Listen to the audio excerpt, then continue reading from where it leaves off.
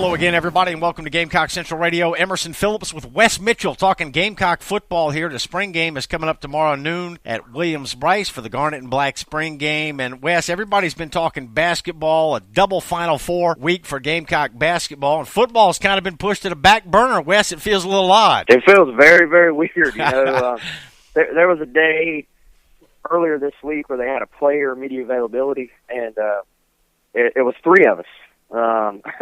It was three of us there, which normally, you know, the player media availabilities aren't your big, you know, they're not quite as big as the Muschamp pressers, but you normally have at least four times that there. So, you know, everybody's sort of stretched thin and traveling to New York or Phoenix, and it's just been weird. And I think some of that, you know, the fact that these practices are closed to the public, you know, most of them are also closed to the media too. So, you know, you add all those things together, and there's just there's not as much known about this team right now, and just all the focus is certainly, and rightfully so right now, has been on these basketball programs. Yeah, you know, it's kind of a mystery what's going on this spring with Gamecock football because practices have been closed. Why do you think Muschamp wanted to do it that way, Wes? Well, I think, for one, he comes from the Nick Saban tree, and you know, that's a mindset of just don't take any chances, don't give your opponents anything. You know, so I think that allows them to maybe put in some things they wouldn't feel comfortable putting in otherwise as far as installation goes. I'd imagine in the spring game, you know, last year's spring game, Emerson, they literally did not run a single play that they had not run either at Florida or that Roper had not run at Duke. So that's how seriously they take that. So I would imagine most of Saturday's playbook will be what they ran during the season last year. You know, they're just not in the business of showing opponents anything, and they take that very, very seriously. All right, Gamecocks had a scrimmage last weekend, and they did some situational work, 1-minute drill, third down, red zone work for the Gamecock offense. And Will Muschamp said that he likes the attitude and effort of this team. He feels like the physicality of the team has improved. He said that Jake Bentley has got quiet confidence. He's not so much the vocal leader as just the fact that when he's in the huddle, his teammates look at him and realize that he's a guy who knows what he's doing. Muschamp said that Bentley has been very accurate passing this spring, especially on third down in that scrimmage last weekend. But he said the Gamecocks need improvement on defense, particularly with a four-man pass rush. Wes, Muschamp said the Gamecocks are struggling to get disruption with the four-man front, and that's an area that they're looking to work on this spring. So we got a noon start for the spring game tomorrow. Admission is free. They're going to throw the doors open at Williams-Brice Stadium. Everybody's invited, and it'll be the Garnet against the Black. So let's talk about it, Wes. Players and positions to watch heading into the spring game. Yeah, you know, I think it does start right there with Jake Bentley. You know, this is a guy that has an extreme amount of confidence. He just sort of, it's almost hard to describe. He's got that energy about him. You know, some people would call it the it factor. Some people don't like that word. I think the it factor is a very real thing. So Jake Bentley's got the it factor about him. He's sort of got an energy about him, and he sort of, you know, runs this team. I think behind him, fans will want to take a look at Michael Scarnecchia. I think obviously the chance for him to step into that number 2 role is firmly there, but he's going to have to go take it, show that he can make some throws in front of a crowd. And the speed of the game is so fast that when you haven't played in a full year, but that's something you have to readjust to. So I think that'll be a factor for Michael Scarnecchia there. Like you said, the defense. One of the other things Muschamp talked about in that same sort of press meeting was that he's going to have to count on some true freshmen that aren't there yet. So I think that Muschamp was sending a very loud and clear message when he said, you know, we're trying to find out which guys, use the spring game to find out which young guys are we going to be coaching this year. And the read between the lines, the rest of that sentence is, or they're going to be on the practice squad, basically, on the scout team. So, you know, I think for any of those young defensive players, they're going to have to show that they're ready to play, because you look actually at all three levels of the defense. I think the guys coming in this recruiting class it's never ideal, but it just is what it is. You look at your Brad Johnsons as a pass rusher, Devon Bowen, who's a linebacker who's also a very good pass rusher. You look at Sherrod Green at linebacker.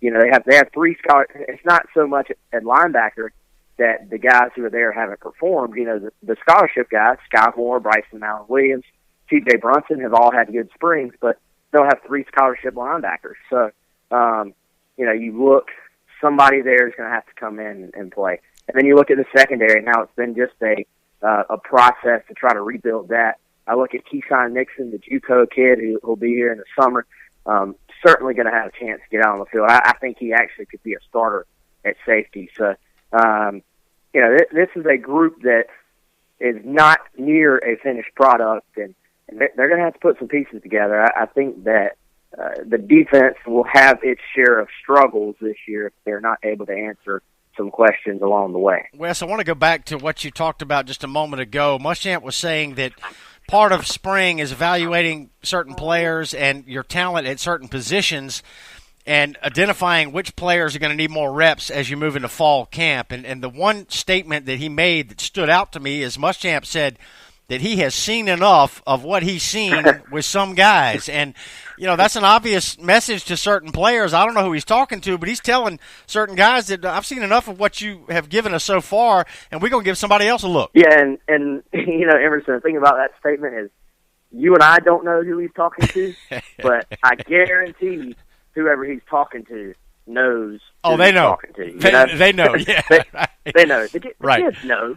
I mean, they know if they're working hard or if they're just getting by. And you notice Muschamp uses the word consistency a lot. He says this guy has got to be more consistent, which is sort of the code word of this guy's got to do more of what we ask him to do on a day-to-day basis.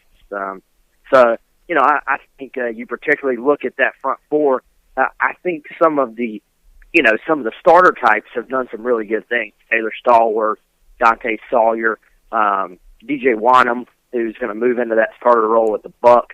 I think they'll be fine with those guys. But then we all know you have to have depth there. You have a bunch of guys who just really haven't played a whole lot. So I think that's a position where they're just, they're Javon Kinlaw, who's coming in this summer, the JUCO defensive tackle. There's going to be every opportunity for him to step in and play. So, that it's good that they have reinforcements on the way, on one hand. But the other side is that, you'd like to exit spring having a pretty good idea of, hey, this guy's going to be my guy here. This guy's going to be my guy here. And every team has a question mark or two. I don't think there's many teams in the country that will exit the spring and be completely solidified. But I think for South Carolina, there's just still, year two, the fans are going to be like, oh, man, it's time to take that next step. But I would just caution, there's still a lot of questions to be answered with this team. That doesn't mean they can't answer them, but there are potential problems. Yeah, the Gamecocks appear to be pretty good at skill positions on offense, but questions on the offensive line and the defense, particularly up front, I think, and in the secondary, still questions to be answered, and we're only beginning to start to hash all of this out with spring ball wrapping up here. Gamecock Central Radio, Emerson Phillips and Wes Mitchell with you today for a spring football report. We hope you'll download the Gamecock Central Radio app. We got this phone app. You can listen to our podcast for free on your phone, anywhere you receive cell phone service. Get the app on the App Store and on Google Play. It is free. And then subscribe to our podcast on iTunes, SoundCloud, and other popular services, or just visit radio.GamecockCentral.com. So, Wes, I thought it was interesting. Second year for Muschamp. Football's kind of been on the back burner with this hot run that the Gamecock basketball teams have been on, a couple of Final Four trips for the Gamecock men and women's basketball teams. Everybody's talking about that this weekend. Not a lot of talk about tomorrow's spring game. And I think Muschamp kind of enjoys his position. I think, at least I get the impression that he has not minded the fact that he has not gotten as much attention because it's allowed his team to focus on working to get better. So we know the Gamecocks played a lot of freshmen last year, and all the freshmen that did not enroll early last year, Wes, are taking part in their first full spring. Rico Dowdle comes to mind, and Coach Muschamp has said some good things about him and some of the other freshmen from last year also. Yeah, and I tell you, a guy who's been a little bit of a surprise to me, just sort of come out of nowhere, would be Mine Denson. This actually, I guess, as I'm thinking about it, this would be his second spring. Okay. But he's a guy that just has not played much to this point in his career. Hasn't had a lot go his way. He had an injured knee last year, and just hasn't. He's been here, but he hasn't actually got to go out there and practice. So he's taken the most out of that opportunity, and I think has done a good job. You hear that some of the younger wide receivers who are going through their first spring have done a good job. Your Travis Dawkins and Corey Banks. And I look over at guys on the offensive line like Darius Hutcherson, who is a redshirt freshman who could be counted on at left tackle. He's kind of battling it out with Malik Young. And then to circle it back around to Rico Dowdle, this is a guy who I don't know if we quite gave it enough credit how impressive it is that he was injured throughout fall and just basically shows up again on the practice field. That's an exaggeration, but you know what I mean. He just gets back out there, is thrown in the game against A&M, then, starts against Tennessee, rushes for, 200 yards, and just really provided a boost to that offense. He obviously didn't have a full off season of even summer training last year, didn't fully know the offense, and steps in and is a difference maker. Well, throw in the fact that Tyson Williams is pushing Rico Dowdle for the number one spot, tells you how good Tyson Williams is. So I think, I try to be realistic about everything, and we just talked about some of the potential question marks or negatives about this team. I feel very comfortable saying that duo is going to be very, very good for South Carolina.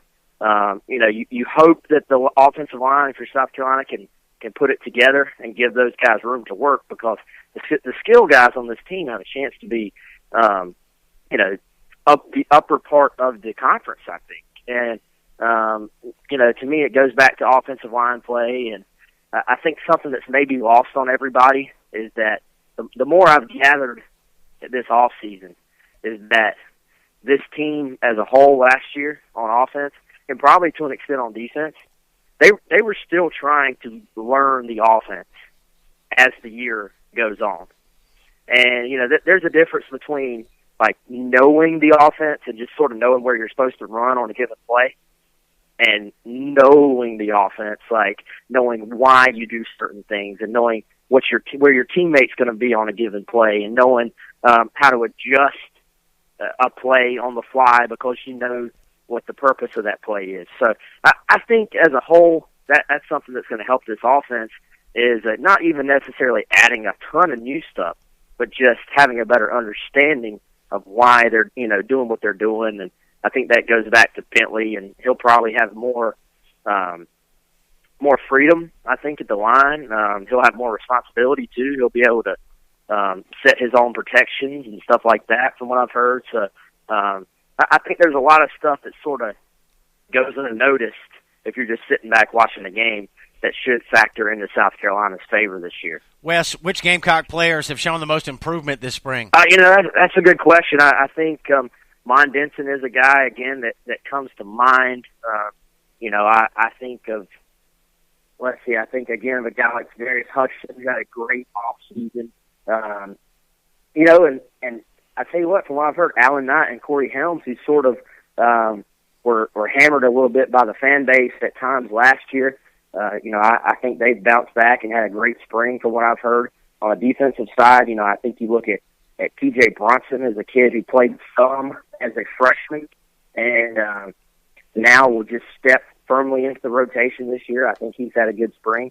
And I tell you, no surprise, man, I like he's a newbie, but I like what Jalen Dickerson's done from what I've heard. This is a kid we've been high on for a long time at Gamecock Central. We've been bragging on him for a while. No reason to start now. Jalen Dickerson has created a lot of fans within that South Carolina program. So, I guess I can't really call him an improved guy because it's his first time here, but just for him to step right in, true freshman, They've had a couple injuries in the secondary, and with that, Jalen's been working with the first team. So he's come right in and done everything he needs to do. And as Muschamp said, he makes play even when he makes mistakes, he still makes plays. So you can do okay with those guys. Noon start tomorrow at Williams-Brice for the Garnet and Black spring game. Admission is free. Coach Muschamp says iron sharpens iron, and that's what the Gamecocks will attempt to do tomorrow. They're going to put the best against the best and continue with the conclusion of spring practice here. Wes, talk about goals for the spring game and what kind of recruits are we going to have at Williams-Brice tomorrow? I think the number one goal for a spring game is always to leave it healthy. Everybody else will be live. The quarterbacks will not be live. They'll be in the yellow jerseys, but got to leave the game healthy. Other than that, I think it's more about for the fans. I think you want your guys to go execute a little bit, have a little success, maybe make a few plays. But I've watched enough spring games to know that a spring game All-American doesn't always mean a whole lot in the fall. So I think, but I do think, maybe the guy who stands the most to gain might be, going back to Skarnecki. I think to build him some confidence going into the off season would be a big thing. I don't know how much we can judge the O-line and the D-line, considering both of them are question marks. So, what they do against each other right now may not really mean a whole heck of a lot. So, I think that's something that we'll have to wait until the fall to start to answer some of those questions. But recruits, yeah, they got the big one in town, Xavier Thomas, the 5-star, of course, formerly of Florence. I guess he's still of Florence, but he's going to Bradenton, Florida IMG Academy. Yep. KJ Henry, who's another 5-star defensive end. They'll have 2 5-star defensive ends on campus at the same time. Dylan Wanham, who is actually DJ Wanham's, I hesitate to call him little brother. He's a massive kid, an offensive tackle, one of the top offensive tackles in the country. High 4-star kid. And then Thomas Sirk, who actually, some people may recognize that name. Chris Clark brought him up earlier this month. He is a grad transfer quarterback from Duke. So actually the same system that South Carolina runs here under Kurt Roper, he's been in there and is looking for some different options. He'll visit South Carolina. Of course, they're looking to shore up the depth at quarterback by possibly bringing in a grad transfer. Yeah, interesting situation there with the Duke quarterback having graduated. I believe he's got a 6 year of eligibility coming up, and he's looking to transfer. And, let's be honest, Wes, the Gamecock quarterback situation, once you get past Jake Bentley, there's not a lot of experience there with the departure now of Brandon McElwain and Lorenzo Nunez from the football program. Gamecocks might could use a little help in that backup quarterback spot. Yeah, and I think you have to convince the kid that, hey, you're one snap away from being on the field. And, he'll look at his other options, and maybe if he has some smaller options where he'd come right in and start, he'll have to weigh, okay, should I go to an SEC school and have a chance to play in that program? And sometimes kids make decisions for different reasons. I don't know what his aspirations are. If he maybe wants to one day be a coach, like a lot of quarterbacks do, putting SEC on your resume, it isn't a bad thing. So they'll make a good pitch to him, and there'll be some comfort level there. That system, the big thing for South Carolina that could make it work perfectly is that system is literally like the same exact system. So he would come in and be able to step right in and potentially be a backup for South Carolina. Spring game Saturday at noon at Williams-Brice. Should be a beautiful day. Weather looks fantastic for this game on Saturday. And then, of course, all this precedes the men's appearance in the national semifinals and the Final Four in basketball. So a huge weekend for Gamecock sports. Wes, have we ever had basketball, football, and baseball all on the same weekend? Not like this we hadn't. I mean, this is fun, man. I tell you, you got the SEC network is like in town, broadcasted live. I know a lot of friends are coming into town, going to go to the spring games and stick around and hit the bars, to go watch the men's Final Four tomorrow.